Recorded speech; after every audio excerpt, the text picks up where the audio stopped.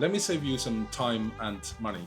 Orbital by Samantha Harvey won the 2024 Booker Prize. It's only 137 pages. Critics call it beautiful and profound. I call it one of the most boring, pretentious and punishing reads I have ever forced myself to finish. Today, I'm going to explain why this book feels like an endless loop of nothing, why every page is a struggle, and why you should probably skip it unless you love watching paint dry. So here's the setup. 6 astronauts on a space station. One day, 16 orbits of Earth. And that's it. No plot, no conflict, no character development, no tension.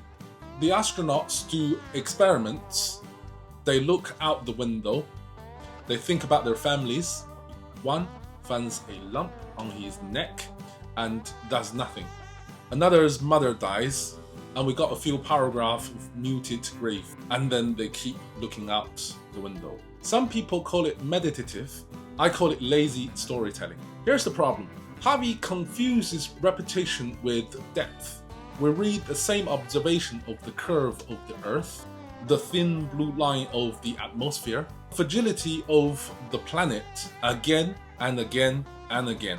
After the 5th description of sunrise, my brain started to leak out of my ears. This book is famously short, but let me tell you, those 137 pages feel endless because nothing happens. There's no rising tension, no climax, no resolution.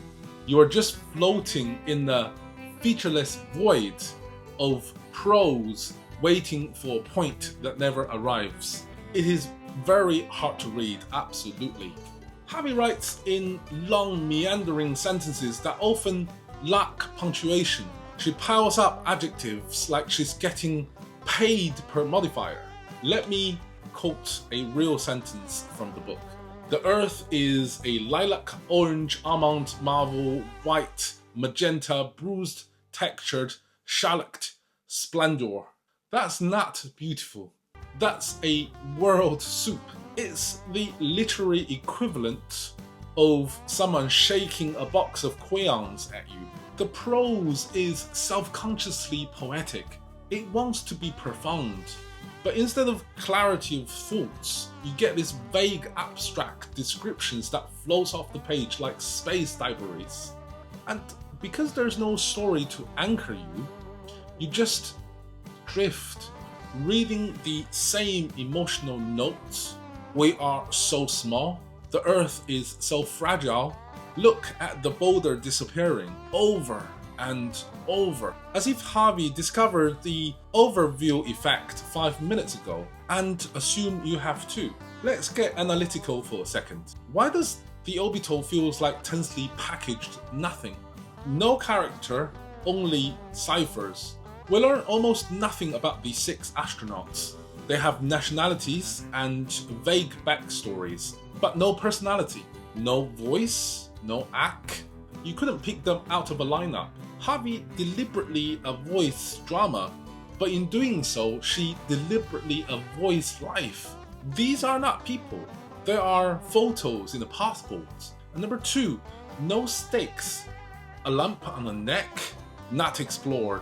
A dead mother, 2 paragraphs. A typhoon on Earth, seen from the above, then forgotten. There's zero sense of danger, discovery, or change.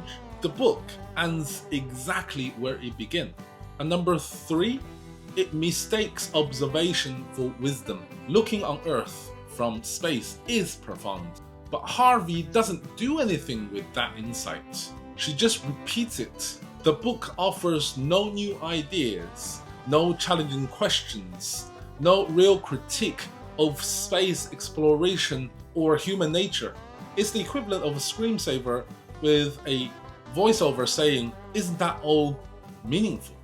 And number 4, the short length is a trap. Normally, a short book feels tense and efficient. Orbital feels tense in the worst way possible. Compressed, repetitive, and somehow still feel bloated. Every page is the same emotional register. After 30 pages, you read the whole book. The remaining hundreds are just photocopies. So now let's address the elephant in the capsule. How did this win the Booker Prize? Look, I need to be fair. The Booker Prize has given us genuine masterpieces. For instance, Midnight's Children, The Remains of the Day, Wolf Hall. Those books are difficult in places, but they earn their difficulty. The prose serve the story. The complexity reveals something true. So the Booker isn't always pretentious. But here's the problem. Over the last 15 years or so, the prize has developed a real bias towards novels that feels important in a seminar room way, rather than novels that are actually great storytelling. And Orbital is the painful, perfect example of this. So why did Orbital win? Not because it's the best novel of the year, but because it ticks specific boxes that make the judge feel smart for choosing it. It's difficult, meandering prose, no plot, flat emotions. Reading it is a chore, but for a judge, finishing a chore feels accomplishment. If I survived this, so it must be profound. It has a high barrier to entry. You need patience, tolerance for the abstraction, maybe a philosophy degree to pretend this is deep. That barrier excludes casual readers, and exclusion in prize culture gets mistaken for sophistication.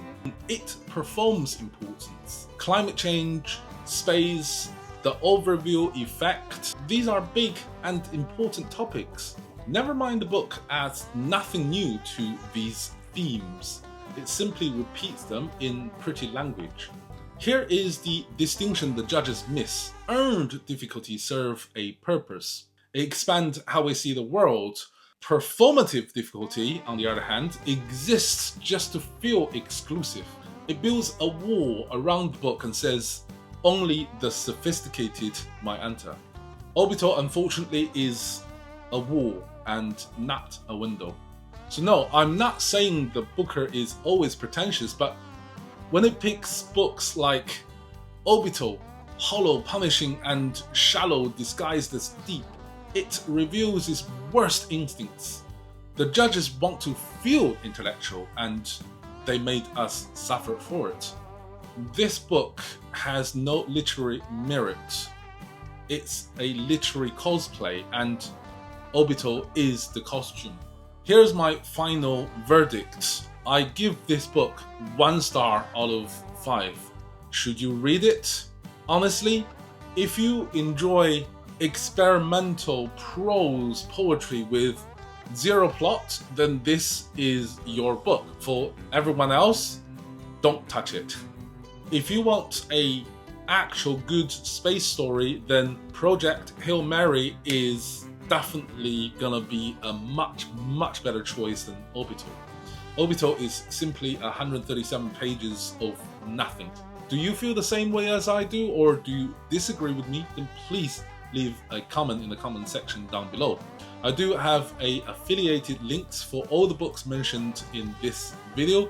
If you like, you can check them out. It will cost you nothing extra, but it will really help this channel grow. And that's it, guys. That's the end of this video. If you find it helpful, and if you like my honesty about really famous books, then please give me a thumb up, share it with your friends, and subscribe to the channel. And I promise every week I'll bring quality contents just like this one to your screen, wherever you are in the world. Until next time, guys, cheerio.